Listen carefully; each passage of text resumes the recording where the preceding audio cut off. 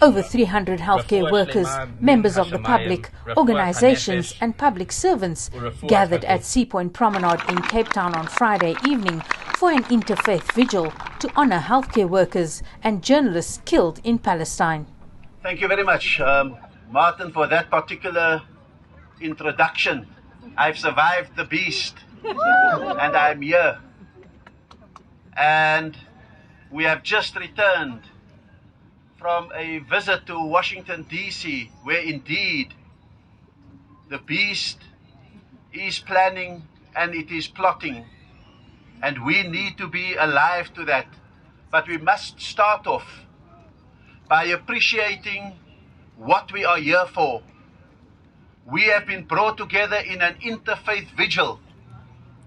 And although there may be an overwhelming number of Muslims who are here, every Christian, every Jew, and every other humanitarian who's here is so important, because we say with that this is not a religious struggle, it's a struggle about dispossession.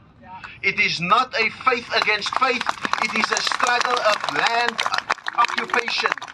It is not a struggle about Muslims against Jews and Jews defending themselves and Muslims as the aggressor.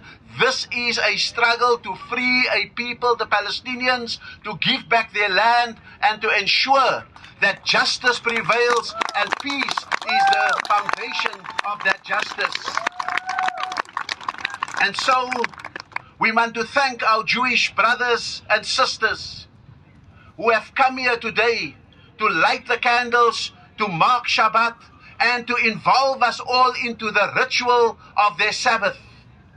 In this, they not only redeem the entire Judaism, just like Jews for Justice did in the 1980s, to say that the Jewish Board of Deputies and their interests with the South African government, the apartheid government, does not represent Judaism. We say today, through the words of our Jewish brothers and sisters, that we believe that Judaism is not in the dock. It is Zionism that is in the dock.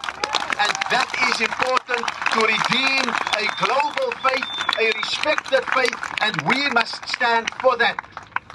And so they also come here to remind us in our anger, when sometimes the word Jew slips out, sometimes we use the vocabulary that Hitler used, that we must not be dehumanized in our anger. We must always maintain the distinction between a political ideology of Zionism and a respected religion that even our Quran speaks about. And if we can maintain that, we redeem Judaism and Jews, and we redeem ourselves from becoming dehumanized. And so we thank our Jewish brothers for what is here, and we thank our Christian brothers and sisters for the sacrifices they have made over Christmas, because they have had Christmas amidst the shells. They have had Christmas amidst the occupation.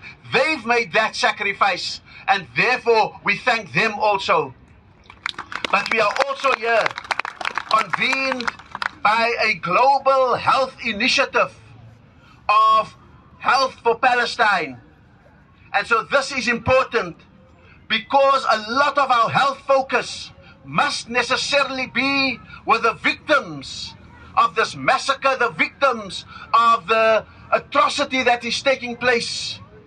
But part of what must radiate from this gathering tonight and gatherings all over the world must be a challenge to the global health community. If you do not have a faith foundation for your ethics and your integrity, then your Hippocratic oath must be the one that must stir your conscience and to say and rise up in every clinic, in every surgery, in every hospital, in every operating room. Doctors, nurses, and auxiliary health workers and every health professional must stand up and say, this cannot be allowed in our name. And so this is the message that must reverberate from this gathering here tonight. And so, As health workers, they come to assert the integrity and the ethics of their profession, their duty to heal. They come here to announce the atrocity and the wanton killing and the war crimes that's going on, to demand not just a ceasefire, a temporary pause, but to demand an end to the war, which will end if there's an end to the occupation and there is a just outcome in the Middle East. We come here to mourn the killing of fellow journalists and the killing of fellow health workers. But we come here because that is a fraction of the 21,000 people that have perished in that conflict and the 8,000 children that have perished in that conflict. And we come here to condemn the destruction, together with the infrastructure of Gaza as a whole, the infrastructure of health, as was described earlier. We do not come here to debate the intricacies and the legalities and the semantics of a genocide. If we do that, we will spend the next 2, 3, 5 years debating the 10 criteria about whether what is happening is a genocide. Because that is how it has been structured to protect the mighty. And so when we say it's a genocide, we believe it's a genocide, but we may not meet the criteria for it based on the war. But we know it's a democide. There is a mass killing of people that is taking place, 21,000 and counting. And so we come to condemn the mass killing of people. But we also come here to condemn what is a patricide, the killing of a country, the killing of a nation.